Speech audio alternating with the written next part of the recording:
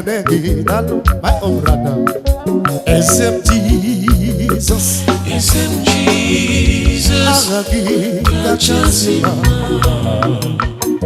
Oneness of Take Gachasima, on the web,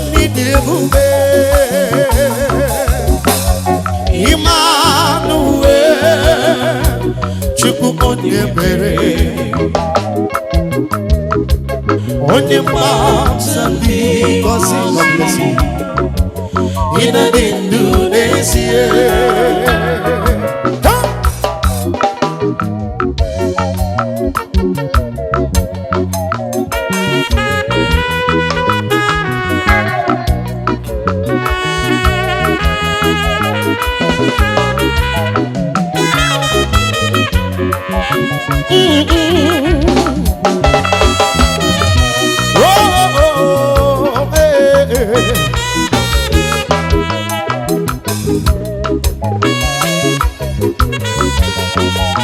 God bless you, sir.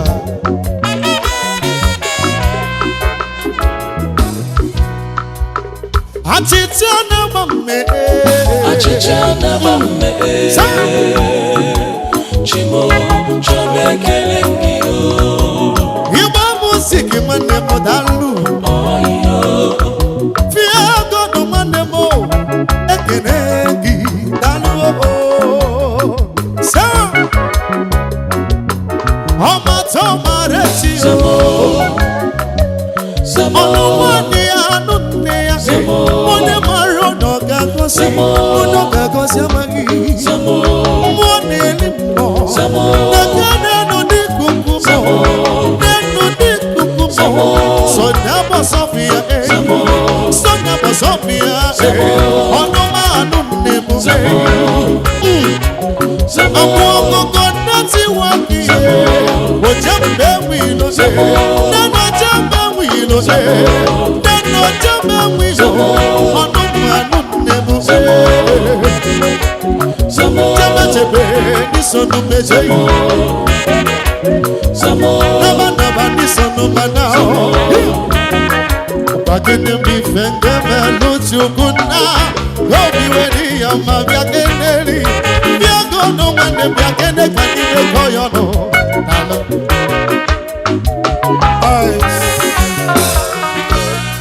Wapne mi fenge melugio Gobi dike matine konyo vyoma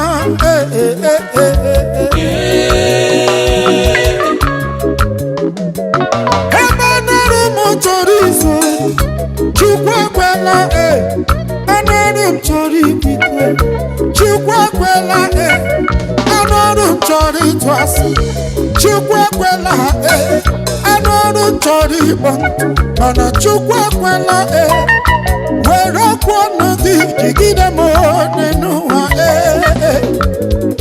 Were medi ye digima Were mo chukwa Opangi amata marriage Oje manya gagosi amagi kwano nenuwa Sona biakreka mwaga kuno Ibe chukwu simuga Oga dilogi namo Ige beje bihijelu Ina bana bihinalo Ichumbi chutamno Ibu bibu temno Olisa kasi kage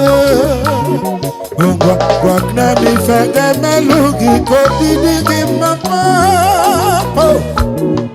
Papa listen Chukwa dige dijiyo Chukwa dige diede Emana manya dige muchacha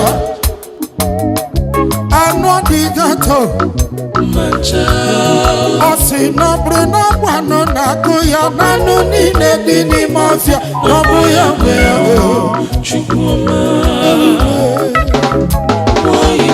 Ajekene na joti toko acha Ajekene ka joti toko mediyo Papa Koyobe Ebruno Miharu Nanga Bisiala Nyachozo Sonwa. God bless you. One more last song we go. Yamina. The Lord has done it. Finally, finally, finally. Awesome. Finally, finally, finally. Finally, finally, finally. The Lord has done it. Finally, finally, finally. Yummy. Chukweme we basiri ke God in power. The Lord has done it finally. Again, Chukwu. Manito simiri chama mo agana manito ne molamo ezukume imani ifadiri mado no mume kachukudebe yo